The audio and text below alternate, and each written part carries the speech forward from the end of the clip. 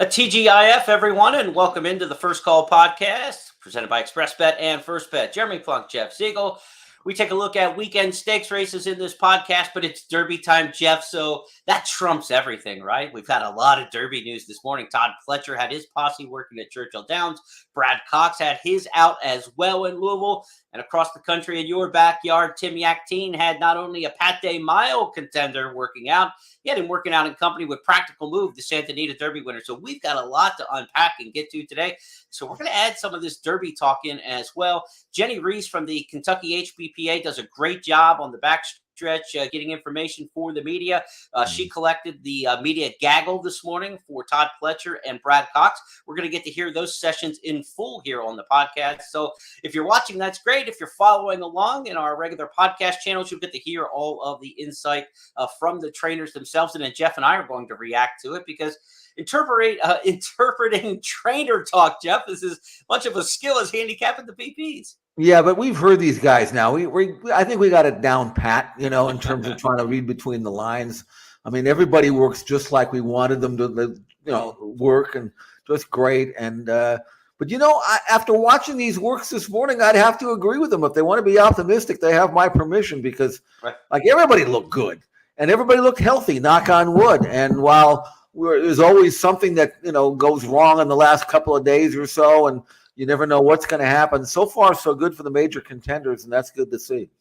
And would you agree with me? This is the key weekend of workouts for the Kentucky Derby horses. Next week, when they're just 6-7 days out from the Run for the Roses, more of a maintenance work. This is the one where you want to see what you've got, right?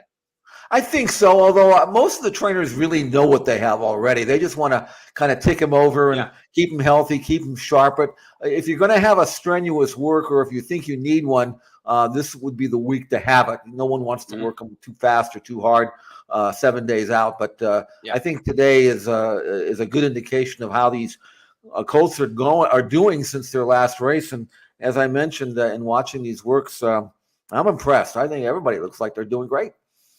This is going to be an interesting show. It's a little different. We break the format a bit. And we've got a race to analyze a little bit later this week. It's the most historic matchup you're going to see in all of 2023. I guarantee you that. So you're going to want to stick around. It's not what you think, but it's got some serious historical undertones. Here's the schedule of races we've got for you this week on the First Call podcast. We'll go to Keeneland for the Elkhorn and the Ben Ally.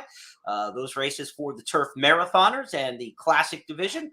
At Oaklawn, they've got a series of stakes races, the Valley of Vapors and the Bathhouse Row. If you've never heard of those two stakes, they're new to the schedule. And if the names seem a little weird, they're part of historic districts in the Hot Springs, Arkansas city limits. So they're local names if you're not familiar with Hot Springs. Then we've got the Oaklawn Handicap as the big one in the middle of those two stakes races. At Santa Anita, they're going to run the Cone of Gold for sprinters, of course, and the Californian for the Classic Division as well.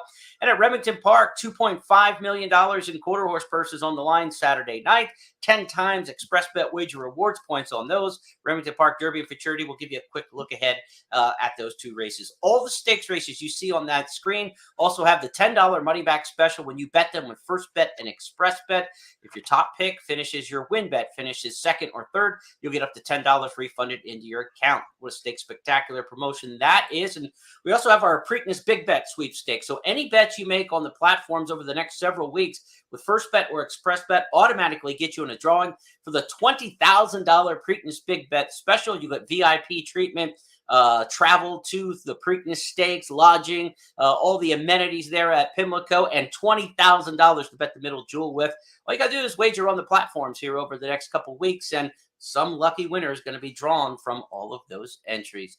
Okay, Jeff, let's talk some handicapping now and Kentucky Derby handicapping, because it was a big morning at Churchill Downs where the Kentucky Derby favorite Forte was among those who worked. Todd Pletcher also had a couple other big members of his posse, Tappet Trice, working. Anything you wanted to see from those particular horses this morning before we go to Todd's reaction?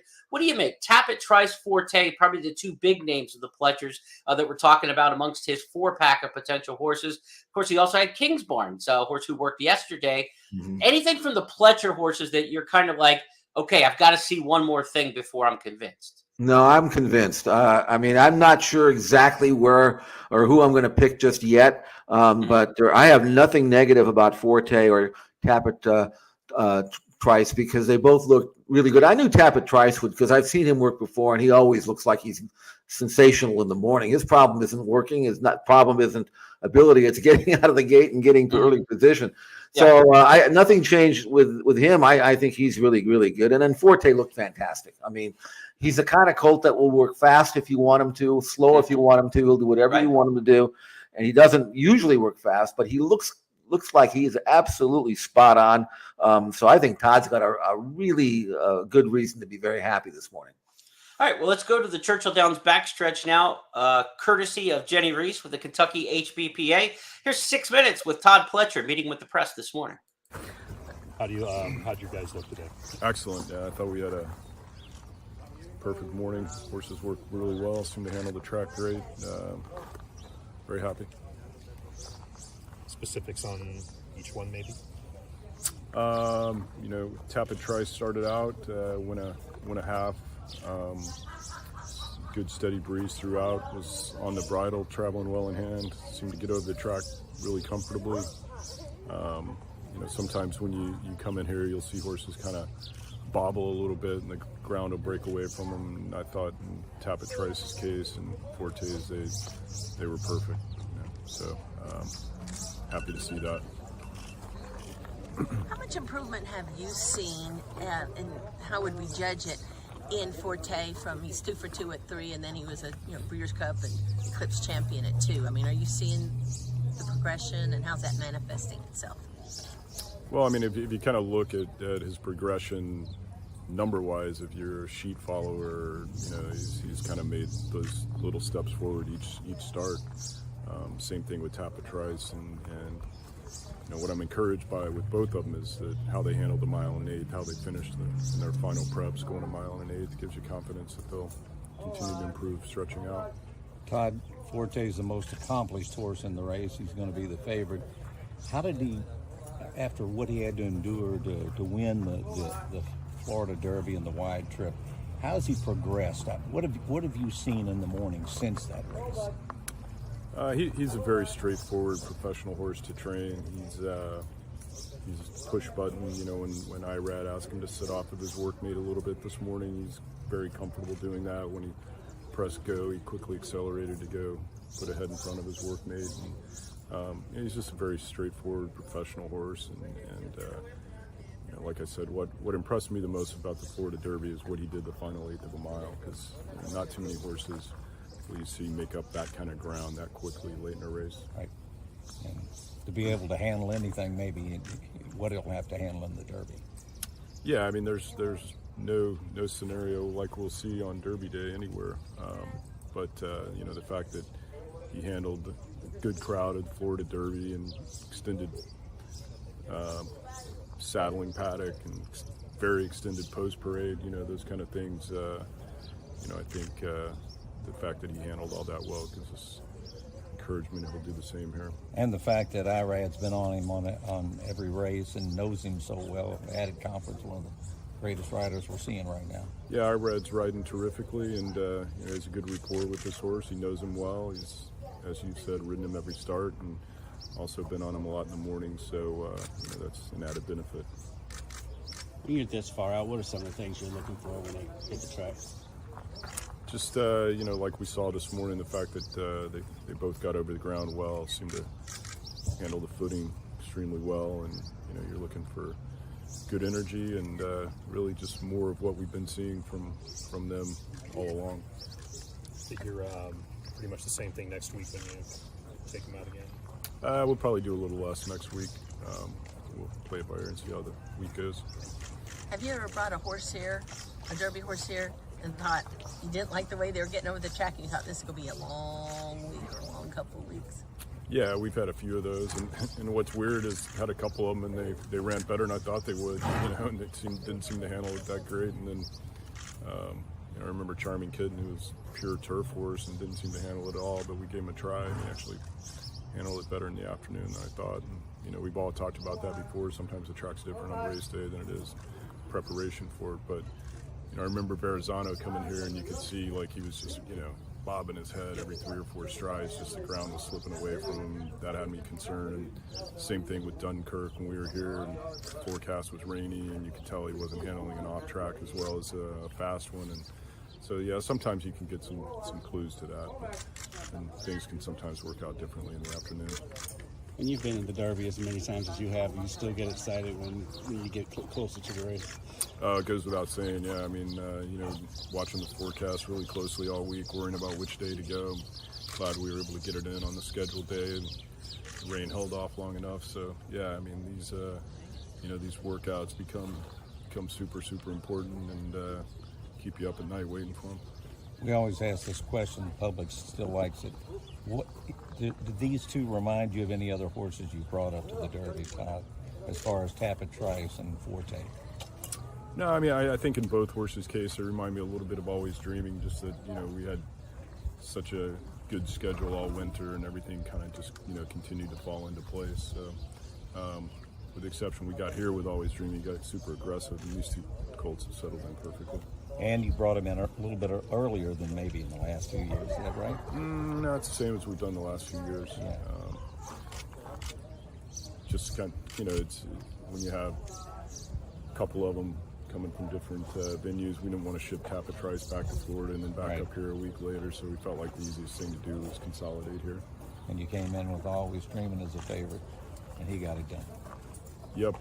He's the only favorite we've run, so we'll see if go off favorite again, keep the streak alive. Any word on a jockey for King's Barnes at this point? Nothing firmed up yet, but I think we'll probably do something by the week, by Sunday. So a lot of news out of that to decipher. Some fun points, I think. Todd's pretty straight-laced. He's got a little Bill Belichick about him. If he shows up one day with the sleeves cut off of his hoodie, we'll know he's made the full transformation. But comparing these horses to the season that Always Dreaming had, that was Pletcher's Kentucky Derby winner. He also won it with Super Saver, but that's a good comparison that the season went right as planned, right? I mean, we had a setup. We didn't miss any time, and that's so important with these Derby horses. It's not about what you do the last 3-4 weeks up to the Derby. It's really about the 3 months leading up to it. From like February on, you can't really miss starts, you can't miss works, things like that, and it has gone to plan for these horses to this point. You look at Forte, for example. He actually broke his maiden first time out in May of his 2-year-old season, which is amazing. You'd think, you get the real precocious, fast sprinter types to do that. But he won his debut by more than 7, and he really hasn't missed a beat. And that's part of his strengths is that he trains so well. He trains so easily. He does whatever you want. Knock on wood, he's a sound horse. Everything has gone right for him, and there's no reason to believe that things won't continue this way for the next couple of weeks. So you have to like Forte for that reason. And the other colt, Tapit Trice is a progressive colt himself. I think Todd's in a really good spot right now. Yeah, I think he's had bigger hands where he's had 5 horses, 6. I think he's had 6 once, even in the Derby, 5 definitely a few times. He's maybe had bigger hands. I don't know if he's ever had better hands than this, to have 2 really key players like that. And the one that we're not really talking much about is King's Barnes, the Louisiana Derby winner. Mm-hmm. And the Louisiana Derby's been such a key prep in recent years.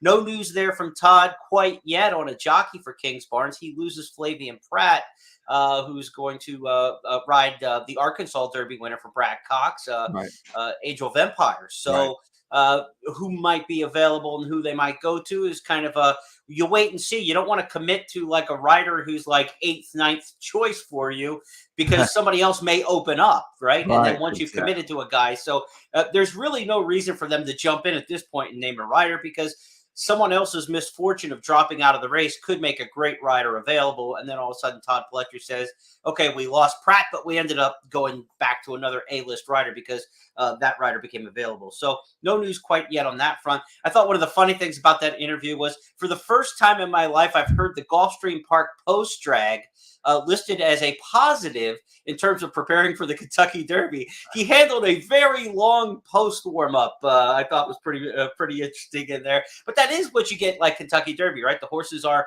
from the walk over until they leave the starting gate is like 45, 50 minutes. They are in game mode for a long, long time leading up to the Kentucky Derby. So that's, that's part of the pomp and circumstance. That's why I think the Arkansas Derby has had a really good run the last 20, 30 years, producing horses in the Kentucky Derby. Because if you've been to Oaklawn on Arkansas Derby Day, that's as close as you get, I think, to Kentucky Derby Day, with a crowd, everybody on top of you, the saddlings in the infield. There's a lot of things that are similar to like what you're going to see in the Triple Crown series. And I think Oaklawn helps prepare horses mentally for that because of the crowd, the pomp and circumstance, the infield, all that stuff that goes into it. So like, it's about getting the horse's mind ready too, as much as it is about their physical ability. You never know how they're going to handle it when they get in that big crowd of, 140, 150,000 plus and everything going on. We also had Brad Cox with his horses. We talked about Angel of Empire, the Arkansas Derby winner. He had all of his horses out working this morning, verifying and company. Cox also has a large hand to play in this year's Kentucky Derby. Jenny and the media caught up with him. Let's listen in with Brad Cox outside of his barn this morning at Churchill Downs. Show on the inside of verifying. Tyler was on verifying. Exercise rider Edvin was on a hit show. Broke off with a 4.5, steady the first part. Hit show maybe just a touch aggressive on the inside, but overall good work. Finished up heads up. I think we had him 1 minute and 3/5, galloped out in 13 and 4. Overall, really good move. Wasn't looking to do as much with that set as we were with Angel of Empire and Jace's Road. They broke off the 5/8. They went 3/4 from the 5/8, 113 and 1, 126 and 2 on the 7/8. Good gallop out.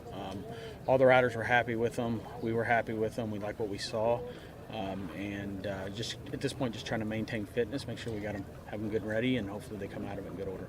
Are they all getting over the track the way you expect them to? Yeah, I thought the track was really, really good this morning. We obviously breezed after the first break at 7:30.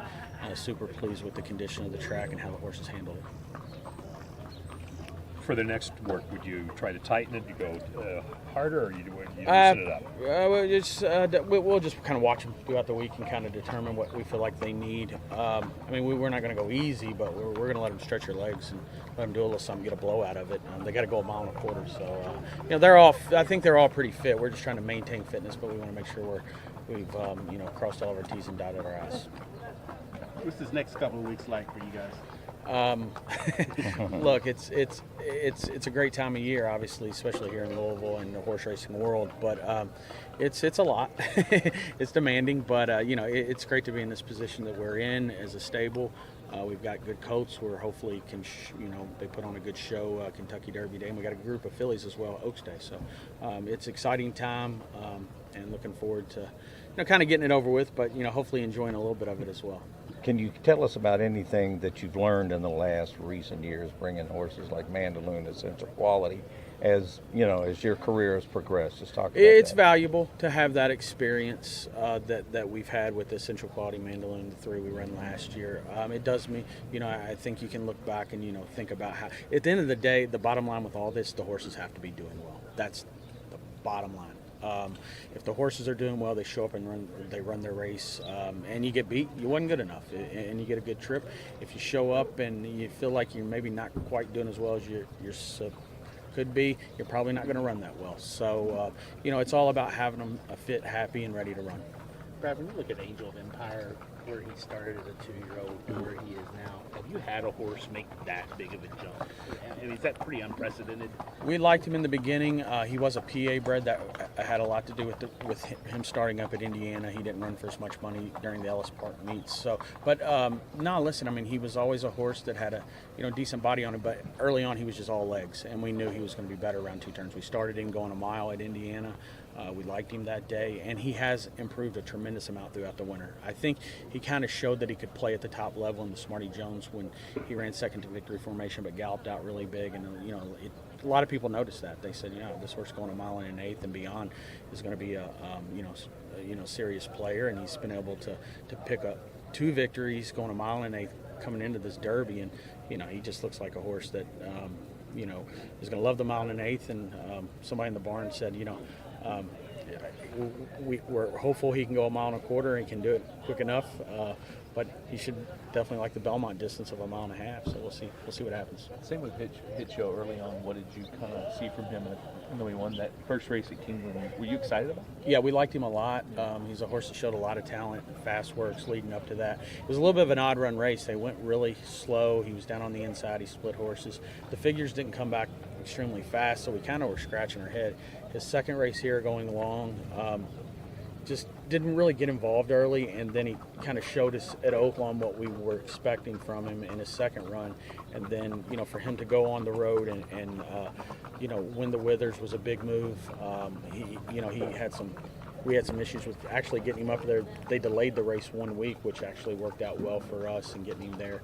Came back to the fairgrounds, and he's a horse that's he's moved around a lot, and he always handles it. He always settles in, so I think that's something that will be beneficial to him with a big crowd here Derby Day. You had 4 horses out there this morning. Do you get a chance to peek and look at like the champion Forte when he was out there? He worked I did see Tappet Strice, and he looked amazing from the quarter pole to the wire. What little I saw, but yeah, he looked amazing.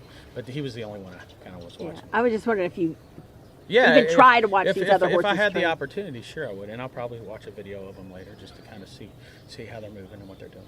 Todd says that these last workouts will keep you up at night. Is that the case? Do you feel that way? Yeah, when the weather doesn't look good, it will. Yeah, there's no doubt. I've checked the weather all week. Off and on, and there was a shot that I was going to take verifying in Hit Show yesterday. Looked like the weather. The rain was delayed a little bit, so I decided just to wait to today. But and it worked out. But no, it is.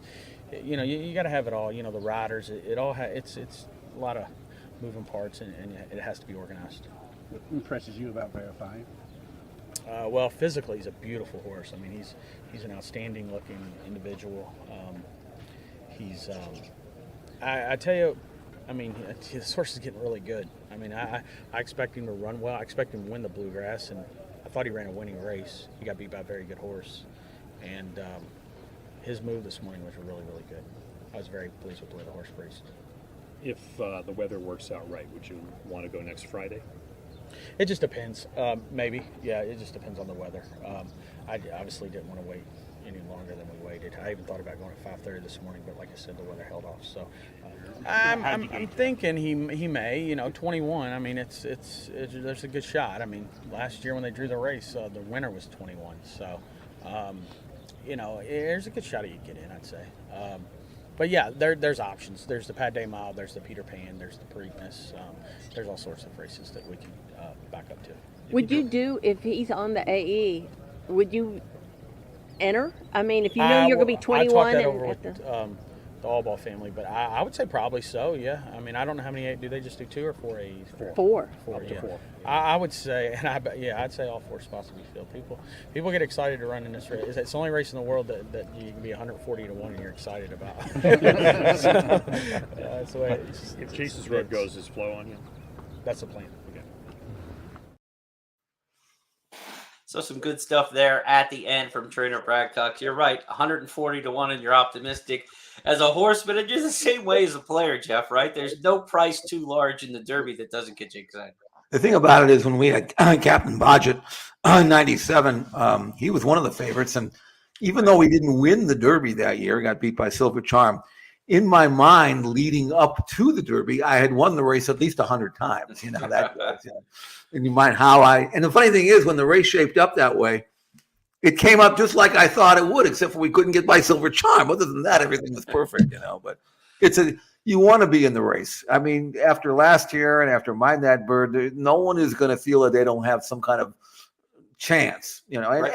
And sometimes even if you don't win it, if you hit the board, you're thrilled too, So if you have a horse that's eligible to be in the race and you get in, you're running. That's just you're running. That's And the there's end no of it. shame in that, as long as the horse is healthy. There's no Well, shame in yeah, running. obviously, right, right. That kind of deal like that. If you got a healthy horse and you're in the race, absolutely go for it, because it is literally the only race I think pretty much in America that's once in a lifetime. There's one date for the on the inside of. Happens when you press a button and you lay your papers down on the keyboard. We replayed the I want to say one thing about Brad's though.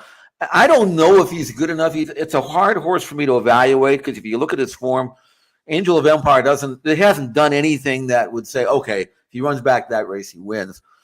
But that's a good horse, and I think he's getting better and better and better. And I have him pretty close in my top 5. And if he can progress off that Arkansas Derby win, which he won with complete authority, I would think he'd have a look. And I think Brad's got a reason, and he breezed really well. When I saw him breeze, he's got a right to really feel that the best. He has not seen his best yet. And some of these horses, you think maybe they've peaked already. I don't think that's the case with Angel of Empire. I think there's a lot more to give. And the final 3 furlongs in the Arkansas Derby was 37 and change. It was as good as you've seen in any Arkansas Derby in the last decade plus. That race usually comes home in like 38, 39. I mean, that was really fast on the come home for a come from behind her to really put it down like that. I'm interested in Angel of Empire for sure. He's one of my ones right now that I'm considering on the top end. He's probably one of 3 or 4, I think, that are in that situation. A couple takeaways just listening to the Brad Cox interview I thought was interesting because he said, they said, has being here in past years kind of helped you? Did you get anything from the experience? And he admitted, you kind of learn things that work, things that don't work. Todd Pletcher in the previous interview, it was brought up about, did you bring these horses up here early for, earlier than usual, that kind of deal. He's like, oh, no, last few years, we've been doing this. The last few years. But when Todd Pletcher was like, for the Derby and not doing well in the Derby at all, he kept his horses in Florida an extremely long time and came up at the last minute.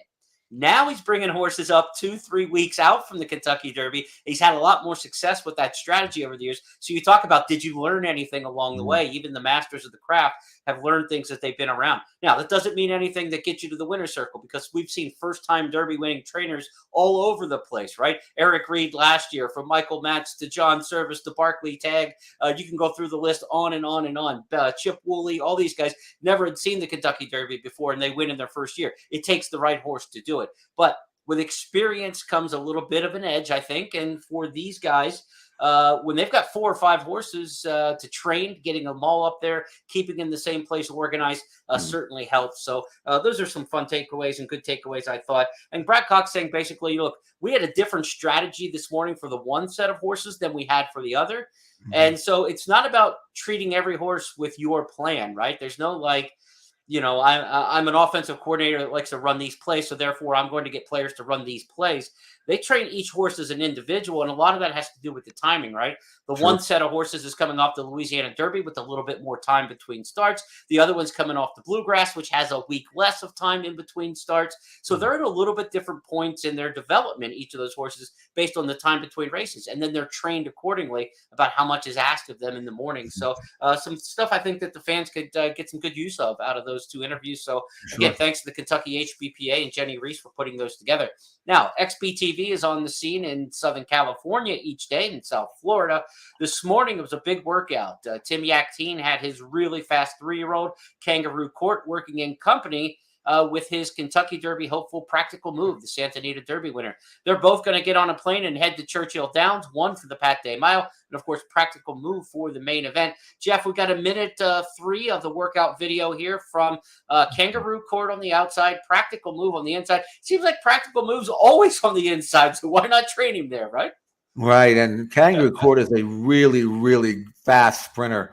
And I thought maybe from here on in, Kangaroo Court would exert his superiority, but that wasn't the case. Practical Move is under wraps along the rail. He's actually going to edge clear in the final 16th of a mile. They're both going easily, but Practical Move is under a stranglehold.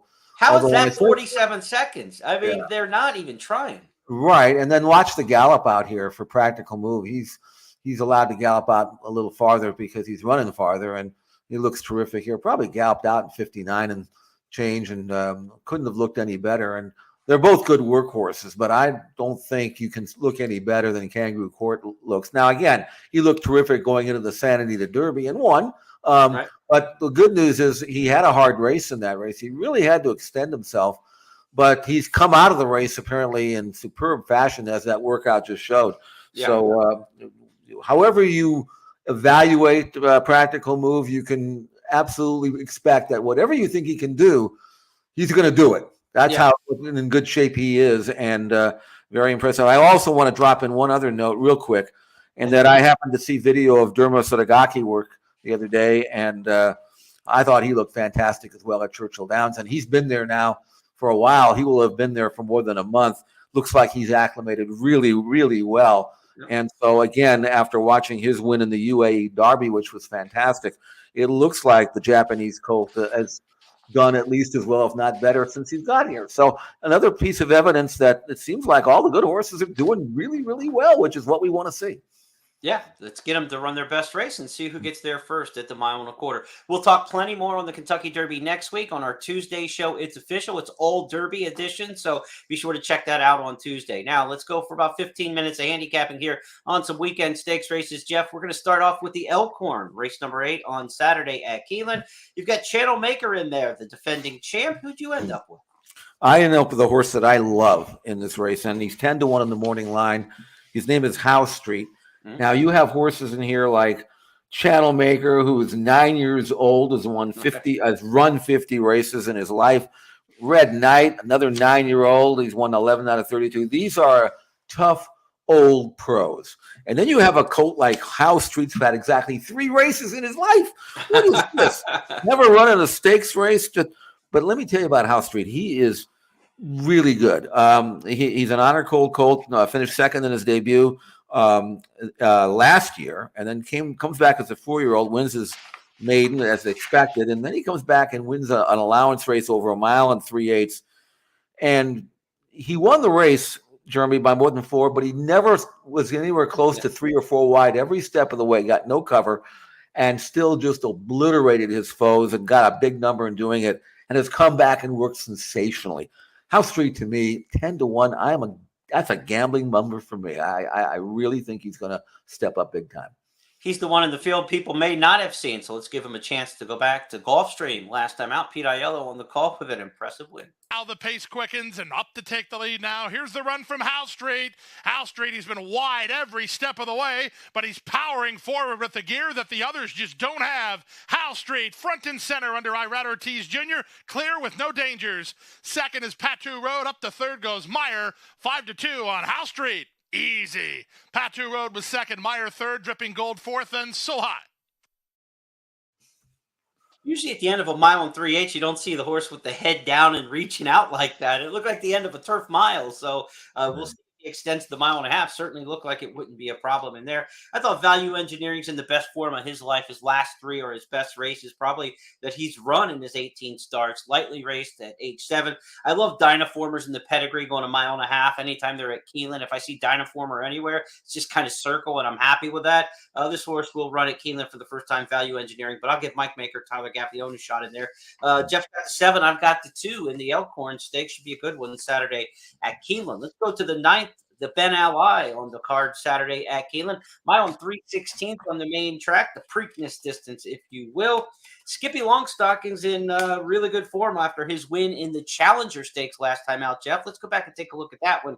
Jason Beams got the call, and get your thoughts on Skippy Longstocking. Skippy Longstocking right up alongside of Trademark, and those two by the 5/16 pole. Surly Furious gets room down on the inside and goes by Tax to come up and challenge as Skippy Longstocking goes to the front. Surly Furious, the new danger toward the inside. Tax swings out from third. The Red stalled out a touch on the far outside, trying to rally up toward the inside. His Business Model still has 3 or 4 lengths to find. Surly Furious hits the front. Skippy Longstocking right back at him. Tax down the outside, and Business Model continues to make up ground down at the fence. 16th to go. Skippy Longstocking in front now. Surly Furious back to second along with Tax. Skippy Longstocking going to win the Challenger, going away by 3.5 in the end.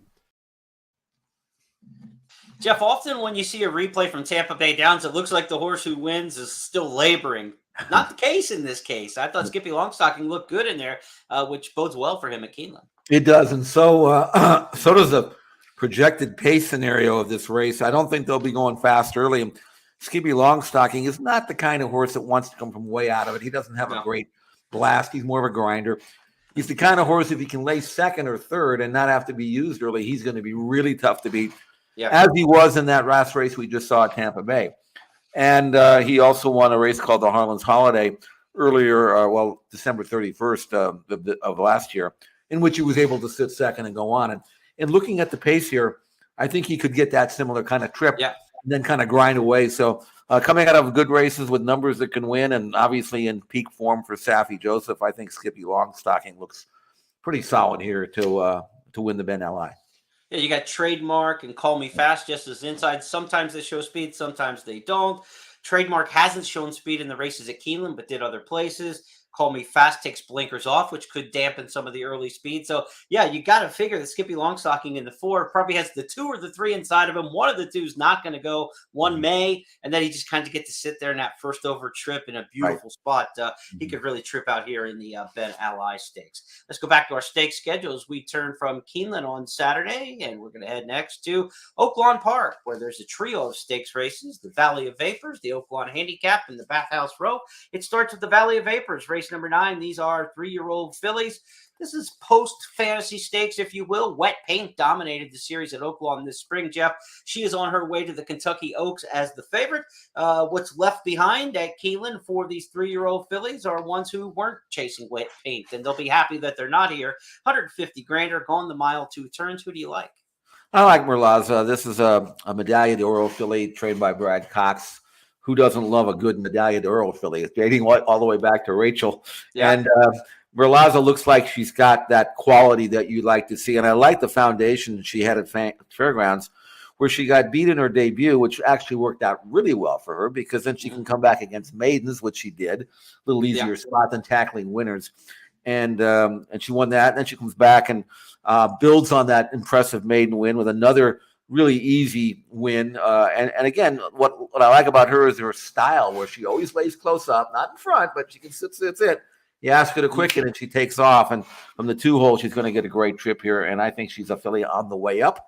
8-5 on the morning line. You're not going to get rich on this one, but I do think that it would surprise me if she doesn't step forward again and then win this listed stakes. And then we'll see how good she is down the road after that. You've mentioned this a couple times on recent shows, and it's really perked my ears up because it makes a lot of sense. But losing your debut but running well is kind of an advantage because you get that second start back against maidens again instead of having to take on a tough allowance group or having to rise right up in the stakes ranks a lot of times. Particular times of the year, you won't get an allowance race for non-winners at 2. You got to go from the maiden to the stakes race. But losing that race like American Pharoah did at Del Mar in his debut, and it does allow for that second race in the progression. They always say horses improve the most from the first to second career start. You put that improvement in with easier competition, and that can be a real good building block. You know who told me that way back when? Charlie Whittingham. He had all these great horses. He had a terrible record with first-time starters, and he says, son, that's by design. And he was, and I remember, I think it was, who was it? Might have been Ferdinand. I think he got beat first time out, and Charlie was thrilled because he can come right back and win again, and run back in maidens, and because then if you won, there was nothing but stakes, and he never trained him that hard, so it worked out pretty well. And as an owner, I always want to see my horses win first time out. But I remember what Charlie said, so I can kind of take a little bit of comfort in knowing, all right, I don't have to tackle anybody any better, and maybe we'll improve. So it works out pretty well. And Merlaza, I mean, this is the perfect pattern as far as I'm concerned if you want to develop, a good filly. It's funny. I've been going to the track for 40 plus years of my 51 years on this planet, and just in the recent weeks, you have mentioned this a couple of times, and it's just like dawned on me. And I think about, how I am like with stats and theories and stuff, right? I always want to see, does the theory match the stat? Does the stat match the theory? I go back and I think about all the really good horses that lost their first career start and how it was actually, they went on to great careers. And you say, boy, how did that horse ever lose first time out? It's probably the best thing that ever happened to him, and so really interesting. And I'm glad you shared that with the audience. And if somebody out there is listening going, boy, I never heard that before, I feel dumb that I've never heard that before. I didn't hear it until Jeff told me it a couple of weeks ago, and I think it's really good and something that for the development of horses we can follow. Speaking of developing horses, Charge It is one who's been on the track down at Palm Beach Downs over the last several months working in Florida, and XBTV cameras have been rolling on him as he prepares for a date in the Oaklawn Handicap on Saturday. Jeff, let's take a look at Charge It working and tell us what you're seeing here and what you expect of him on Saturday when he shows up in race number 10 at Oaklawn, going the mile and an eighth. Well, he's the gray colt on the outside and breezing really well. And disappointed at Gulfstream Park in the Gulfstream Park Mile. He got beat at 3-5. But that race was March 4th. This was 27 days later. He looks like a real happy colt, doesn't he, Jeremy? He's not going fast, but he's eager. He's sharp. He's into the bridle. He's wanting to do more. This is what I'd like to see. You know, I mean, I sometimes a horse gets beat and they struggle a little bit and in the morning, and you figure maybe they've tailed off or whatever. But you know, he's just galloping along. He's going to actually dispose. They're just galloping out here, but he's going to get the best of his workmate Classy Edition here as they go into the backstretch. And it's not a race and all that, but he does finish out with some power and with some energy. And I think Charge It is ready to bounce back. I can't figure him out, Jeremy. Maybe you can. I can't. He wins by 23. Before that, he finished terrible, 17th in the Derby. Then he comes back and wins an allowance race, gets beat at 3-5. He's up and down, up and down. I don't know what to make of him. But I do think with the blinkers on, I think you're going to see him a little sharper. And in a race that might not have – I mean, there's some speed in the race going a mile and 1/8, but there's a long run of the clubhouse turn. Right. And I think Saez can put Charge It just about wherever he wants to. And I'm expecting him to show up with his best stuff. And I'm sure Todd is hoping that he sees the good version of this Tapit colt here. Yeah, you can't figure him out. You're asking me to figure him out. Todd Pletcher can't figure him out. They're putting blinkers on him for the first time in his 8th career start. They're trying to figure it out as well and get him to focus and run his big race. He's been a little enigmatic. He's been a little green in some of his races, but when he's good, he's really good. The blinkers on certainly can help him. Classic Causeway, Stiletto Boy expected to be the speed in there. Maybe Charge It sits second or third in there, going the mile and 1/8 at Oaklawn. Defending champ Last Samurai back in this race. D. Wayne Lucas looking for a little bit of a wound healer after losing a tough one last week in the Apple Blossom with Secret Oath. But Lucas back in these big grade $1 million races at Oaklawn at his advanced age. Great to see that. And so Last Samurai could give him another hurrah here at the meet. He won the Razorback. He won the Essex. He's looking for the Oaklawn handicap. And it wouldn't be a stakes at Oaklawn without the 10-year-old rated R superstar. He's made $1 million there at Oaklawn. This might be his final go round of the Oaklawn circuit, going out in the Oaklawn handicap at age 10. Proxy's in there. Stiletto Boy, they were 1-2 in the Santa Anita handicap. Very good race coming up Saturday. The Oaklawn handicap. Jeff's going with Charge It on top in there. I don't really have a strong opinion on this race. I wouldn't be surprised if Stiletto Boy doesn't run right back and run a good one, though. He was game in beating Proxy and Defunded in the Santa Anita handicap. Yeah, no, the Big Cap already has produced a winner out of there. The Baffert colt that came back. Yeah, Defunded. Yeah. Right. So I do think that was a legitimate race. They all kind of got a little tired going a mile and a quarter, but a mile and 1/8, it'll be a fast race, a good race, and a legitimate race for $1 million. It's a grade 2, but I've seen a lot worse grade 1s. I mean, this is legit. This is a good field. Yeah. You know, these are the say what you want about the division, but these are among the best. So we'll see what happens. Also on Saturday, they're running a race called the Bathhouse Row. This was the Oaklawn Invitational back in 2019. That just became the Oaklawn Stakes. And now it's become the Bathhouse Row, $200,000 for 3-year-olds going a mile and 1/8. This is the post-Arkansas Derby crowd that's hung around here. Brad Cox has won this race a couple years. Homebrew, one of those kinds that have won this race and then went on to have a pretty good summer in New Jersey. So this is kind of a second half race perhaps, but there is a Preakness win in your in component to it. The horses haven't always taken that route. We have seen some go onto the Preakness that came out of this race. Maybe we'll get a Preakness starter out of here because we do have 6 Triple Crown nominees amongst the group. Victory Formation for the aforementioned Brad Cox. You can certainly see if you run a good race here at a mile and 1/8, he could join First Mission, last week's Lexington winner, as a potential Preakness horse. Red Route 1 for Winchell Thoroughbreds would be no surprise to see in the Preakness if he bounces back and runs a big race in here. So an interesting group in the Bathhouse Row. How do you see it shaking out?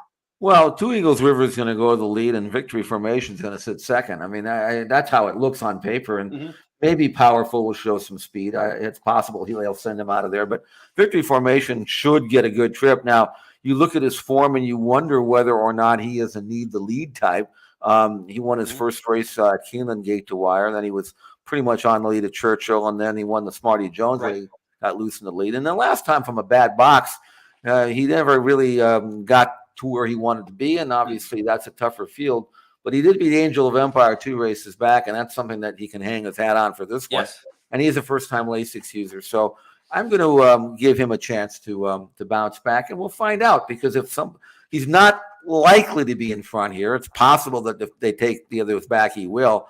But today, I guess in this race, we'll find out if, in fact, he is a horse that needs to have the front to himself, and if he can stalk and pounce, that'll open up things. But this is an important race for victory formation. We're going to find out whether or not he has a chance to be a major player in the division, or whether maybe he isn't quite as good as we thought originally he might be. Yeah, and then you've got Red Route 1. He gets 6 pounds in this race based on the allowance condition. So he gets in at a feathery 118. Joel Rosario in to ride the Oaklawn Handicap. He's going to ride this one. He's a good fit stylistically. Rosario on a finisher like this. Maybe he can get Red Route 1 over the top. We've been saying the mile and an eighth all season was going to be where Red Route 1 would run his best race. He didn't in the Arkansas Derby. He actually took a regression back there. Maybe it's just because Angel of Empire was so good and put 4.5 on everybody in there that 6th place finish beating 5.5. It's just kind of a blanket over everybody for the minor awards. Maybe he ran a little bit better than 6th would suggest. If he ran 2nd beating 5.5, you'd say he just ran into a better horse in Angel of Empire. So maybe Red Route 1 with Rosario getting the lightweight and adding Lasix here now for the first time, because this isn't a graded stakes Triple Crown prep.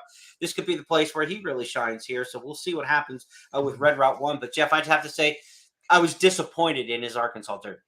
Yeah, I think we thought he'd run a little better, and he's so far back, and he doesn't have any tactical speed. And I wonder whether they'll try to lay. They've been taking him back and making one run, and maybe this is a good race to see if he can lay a little closer to the pace and put himself and give himself not so much to do in a 9-horse field with a projected moderate pace. I'd like to see him sit somewhere in the middle if that's possible. I don't know. We'll find out, but. Again, he's got ability. He just needs to figure out how to not drop so far out of it. And maybe in this race, because he's early in his career, he laid fairly close. Some of his races, it wasn't like he was slow. So, but I could certainly see, and he's the 2-1 morning line favorite. I could certainly see Red Route 1 win, no question. And I could see him ended up in the Belmont if he runs fairly well in this race as well. That kind of distance would be something that they would at least say, we know he can get the trip. Right. That's often fool's gold. But when it gets to the Belmont Stakes, those are the kind of horses that end up in the field a lot of times. To Santa Anita we go for a stakes double of the Kona Gold and the Californian. Jeff, Kona Gold in here. We've got Brickyard Ride, the 6-year-old veteran. He's won half of his 24 starts. He's 9 for 13 at Santa Anita. Nobody can put a head in front of him early, but Sunrise Journey is pretty fast. So I think we're going to get some fun for a little while in here at least. Yeah, I know. I'm not really sure where Brickyard Ride is.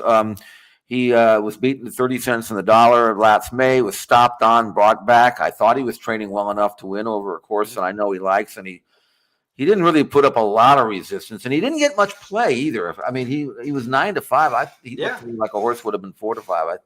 So whoever they are, didn't like him. And but now we'll see if he can bounce back on the dirt. He's won 9 races here on this track, so it's not like he's not good enough. The horse, though, that I kind of got intrigued with is number 1, Anarchist, who actually comes out of that same really hot turf sprint and San Simeon that Brickyard Ride was. And Anarchist was second in that race. And I think he's a progressive colt. I love his pedigrees by Distorted Humor, and his numbers are rising with every start. He's very adept on the dirt, and I think he's going to produce another forward move, and he's going to probably have enough early speed to lay, obviously, second behind Brickyard Ride if they send him. I don't know how Sunrise Journey is going to act here, and so I'm not really sure. I think Sunrise Journey might even have been entered back. I'm not sure about that, but I think he was. So I'm not even sure if he's running. But bottom line is Backyard Ride's going to take him as far as they can, going 6.5. Anarchist will draft in behind him, and then they'll see who the best horse is from the quarter pole to the wire. I kind of think Anarchist is. I think it's his day and time now to step forward. Let's move to race number 9 on Saturday at Santa Anita. Live racing at the Great Race Place back after a 1-week planned respite. Friday, Saturday, Sunday racing this weekend at Santa Anita. Jeff's got his blog at news.first.com and expressbet.com and on the Santa Anita website to go over each and every race of the Santa Anita meet. Jeff, the California next up. It's the return of Defunded, major stakes winner last year in the Awesome Again. He was second in the Pegasus World Cup and third in the Santa Anita Handicap. This is an easier spot. How do you think he's coming into the race as we take a look at his recent training? Never really been that great of a workhorse, actually. And Bob's horses always work fast. And if you look at Defendant's work tab, you don't see anything fast. That's just the way he is. He's kind of lazy. But this was a good work, 47 flat on April 16th, 6 days ago. And they don't want to do too much with him just 6 days out of a race. But that's a good enough work for me, for him to expect that he's going to be really hard to beat. A mile and eighth is his distance. He doesn't really want to run a whole lot farther than that, although he certainly ran well enough in the San Diego handicap when he shook off Hopper at the top of the stretch and then got tagged close home. Going a mile and eighth, this is an easier spot. Pace situation looks comfortable. It does. And the other thing about it is there's no real closers in the race. Who's going to come get him? I don't see that. So yeah, anyway, Royal Ship doesn't have the kick that he once did. He won this race 2 years ago. He used to be in that category of a horse who could finish the deal, but his last couple have been, oof. I mean, I don't know. He hasn't been within, this might be a case where Royal Ship got his heart ripped out by Flightline, because in the 2 races since running against Flightline, he's 6th by 19 and 8th by 15. He got by 26 lengths when he was 3rd in Flightline in that big race. Sometimes the spirit can be pulled away, and Royal Ship now at age 7, maybe saying no boss. I don't know. No, I mean, until he decides to show up and run in the afternoon, which he has not done in his last 3 races, I'm going to take a wait and see approach with Royal Ship. But Defendant's doing well, and he loves the track, and there's no reason at all why he shouldn't win this race at a very short price. And we've got a little bonus quarter horse coverage for you here. We were going to have some Laurel Stakes for you on the program, but Laurel canceled its card due to some track condition situations. So there will not be the big stakes day on Saturday at Laurel Park. Give you that news nugget. So we threw our Remington Park races in here at the end. $2.5 million in quarter horse purses Saturday night in Oklahoma City. It's the Remington Park Oaks, Derby, and Futurity, all being run on the same card. My old stomping grounds there in OKC. And Jeff, this is a historic matchup in the Remington Park Derby. We teased it at the top of the show. But who do you like in this matchup?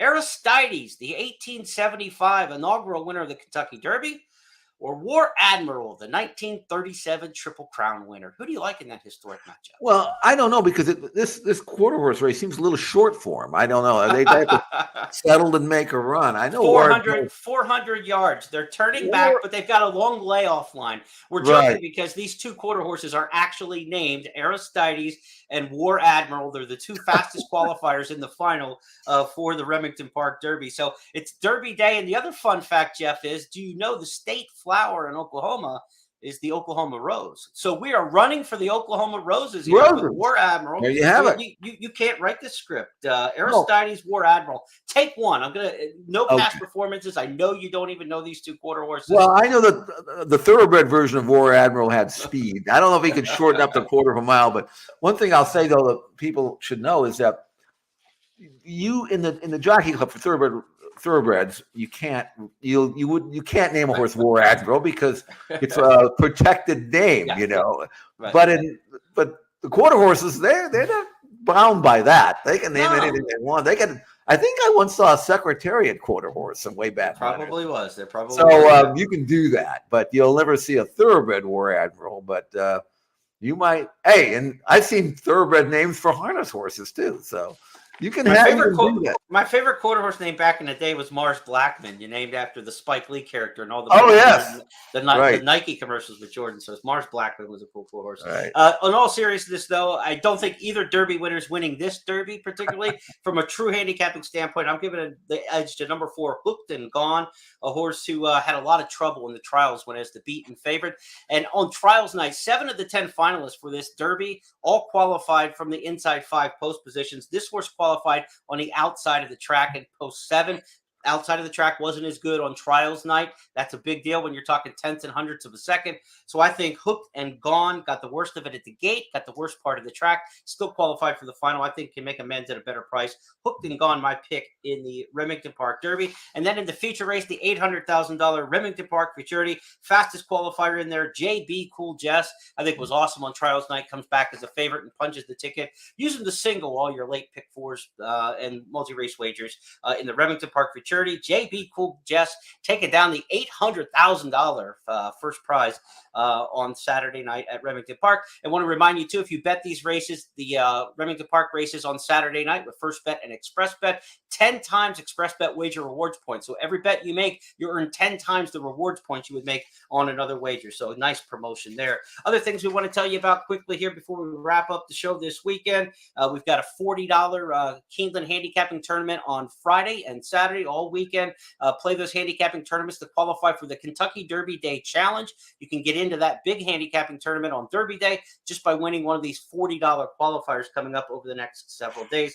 Today at Oaklawn, we've got our second lift ticket promotion, Jeff. This is a new one here. We're going to help lift people's spirits and their bankrolls with a $10 money back special on specific races and have additional handicapping content on those races. Today's third race at Oaklawn on Friday is our lift ticket race. You can get the picks from Brian W. Spencer, the AI picks from the First Bet app, and also get a $10 money back special if your win bet finished second or third. So check out that third race today at Oaklawn Park if you're looking for something to play.